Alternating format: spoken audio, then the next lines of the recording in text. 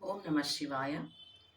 సహస్రం వర్తంతే జగతి విబుధా క్షుద్రఫలదా న మన్యే స్వప్నే వా తదనుసరణం తత్కృతఫలం హరిబ్రహ్మాదీనామపి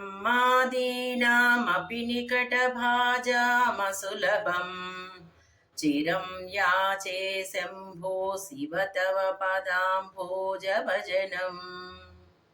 స్మృతో శాస్త్రే వైద్యే శకునకవితాగానపనితౌ పురాణే మంత్రే వా స్తుతినటనహాస్యే స్వచతురः కథం రాజ్ఞాం ప్రీతిర్భవతి మయి కోహం పశుపతే పశుం మాం సర్వజ్ఞ ప్రతిత కృపయా పాలయ విభో ఘటో వా మృత్పిండో వాప్యనురపి చ ధూమోऽగ్నిరచలः పటో వా తంతుర్వా పరిహరతి కిం ఘోరశమనం వృథా కంఠక్షోభం వహసి తరసా తర్కవచసా పదాంభోజం శంభోర్భజ పరమసౌఖ్యం వ్రజ సుధీః.